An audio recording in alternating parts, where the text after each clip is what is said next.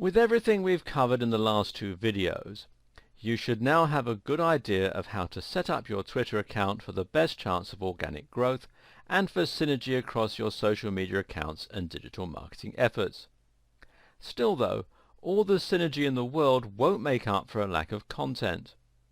Ultimately, you need to ensure you are constantly filling up your Twitter account with new information that will make people want to sign up and keep following you. When we discussed at the start of this series what most companies were doing wrong and where they found themselves, we found that they hadn't done anything to help users find their accounts or to sign up. But the other problem was that they didn't know what they were meant to be posting. Here are some examples of the kind of content you might find for an EPOS company posting. Now, EPOS is electronic point of sale, effectively a checkout system for a shop or store. Let's look at this first one. Do you want to serve your customers faster? Try our hashtag EPOS, hashtag point of sale, hashtag checkout. Or this one. Are you ready for the holiday season?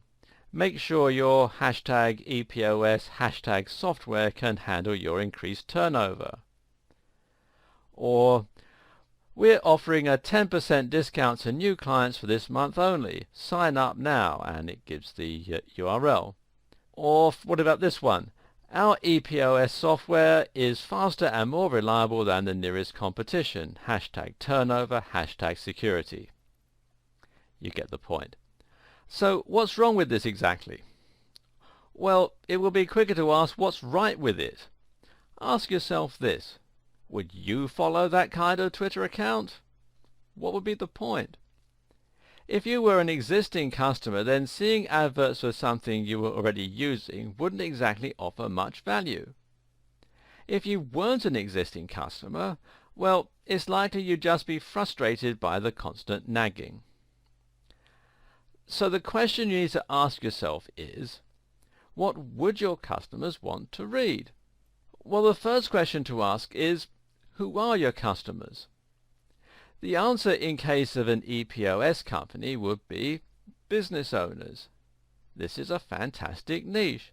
Business owners have plenty in common with one another and a very clear and obvious area of interest. In short, there's lots of potential for content that is going to be highly intriguing to this audience. Posts on customer service, on new business technologies, on social media marketing, on pricing, and a whole lot more. You can provide some real value here with business tips and advice, and your audience will eat it up. If you run a fitness blog, then you should provide fitness tips, workout advice, diet ideas, and so on. If you run a blog on the martial arts, then discuss movies and your favorite martial arts films. Think of each tweet as a mini product and try to ensure that the reader benefits from it in some way, whether that's by being entertained or by learning something. For businesses, industry news can also prove very popular, especially if it facilitates teamwork between brands, which we'll look at shortly. Another approach to take is a little less on the nose. Instead of directly discussing your niche industry or service, you can talk about the lifestyle of people involved with your topic instead. In other words, you try to sell the idea that you're part of a community and you post on subjects that might inspire or that your audience can relate to. This would work well for our EPOS company. It's likely they're a small team and they probably work with a lot of other businesses that are also just starting out. This then puts them in the perfect position to tweet about their business. Maybe to show some behind-the-scenes photos of a new store that's setting up somewhere, or maybe to upload pictures of the team to Instagram at Christmas time wearing Christmas hats. This is inspiring and motivating for other young companies, and it subtly shows off what that EPOS service can offer without ramming it down everyone's throat. It can work even better for some commercial businesses selling useful things. Going back to the outdoors fitness companies selling those running shoes, they can easily promote the outdoor lifestyle with Instagram pictures of people running on the beach or of hiking boots covered in snow. They could also tweet motivational sayings like, "Success is the last person to stop running." Likewise, covering something that everyone can relate to might mean something along the lines of, one of the downsides of running, far too many clothes to wash. This is a powerful strategy because people will now feel like they're part of something by following you on Twitter. Instead of a company, you're now a movement and an ideal, and this is where social media can become truly powerful. There's another strategy that you can also employ with your tweets that will often prove popular, and that's to provide some kind of personal insight into your business or life. This works especially well for celebrities and for big bloggers.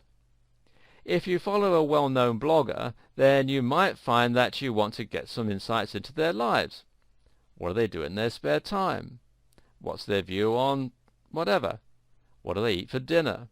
This sort of thing sounds trivial and boring, but if your fans really respect your content, you may be surprised at how interested they are in these seemingly mundane aspects of your life. It adds a new dimension to your content. It helps them to get to know you, and it builds trust and familiarity. So if you're a fitness blogger, don't be afraid to tweet a picture of what you're having for dinner. If you're a business owner, don't be afraid to post a picture of your busy commute one morning. Of course, it's important to gauge this correctly, and some of you will find it much easier and more suitable to employ this technique than others. If you're part of a multinational corporation, then you may find it's not appropriate to be too personal. If you run a small business, though, a few personal or behind-the-scene posts can help you to get to know you. But if you're a blogger in the same vein as Pat Flynn or Tim Ferriss, then feel free to be as personal and opinionated as you like, without offending anyone, of course. Another way to ensure that your Twitter is constantly full of interesting, relevant and quality information is to react to what's in the news and what's trending. Some people have described Twitter as being the pulse of the planet. What they mean by this is that the short-form content on Twitter and the large number of users makes it a great place for qualitative data. In other words, there are lots of words being posted in a format that's easy to interpret, and that way you can almost get the mood of the internet as a whole. Likewise, you can find out what's on the mind of the population by looking at what's trending, or which hashtags are currently being used most often. In all likelihood, if something big has just happened in the news, say a big celebrity were to have died, then hashtags related to that topic will be among the most widely used at that time. Eventually, one particular hashtag will rise to prominence and will come to represent that topic on Twitter. So, if an imaginary celebrity called Johnny Big Star were to die, then our popular hashtag might be hashtag RIP Johnny Big Star, or hashtag JB, etc. As someone who's trying to build prominence on Twitter, it's always a good idea to comment on these sorts of topics where possible. This is because you can be sure that lots of people will be looking for those hashtags and will be retweeting that content. What's more, once you have established your brand on Twitter, people should be interested to see your take on the matter. Just make sure you are careful not to be too divisive or offensive, unless this is your strategy, of course, and make sure that you only comment when you have something worthwhile to contribute. Note as well that if you comment on something that's too big, you can easily get lost in a sea of other comments. Sometimes it's picking up on the somewhat big news that will actually get you more coverage. Better yet, picking up on a story that's big in your industry can be a great way to stand out and get noticed. This way, the people who see your posts will be more targeted, meaning they are people who are potential clients and customers and who fall within your target demographic.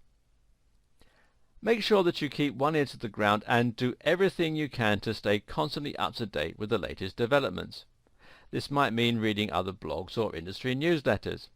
It might even mean following other Twitter users in your niche. Notice how useful it is when companies share news. And we'll continue this video in part 2.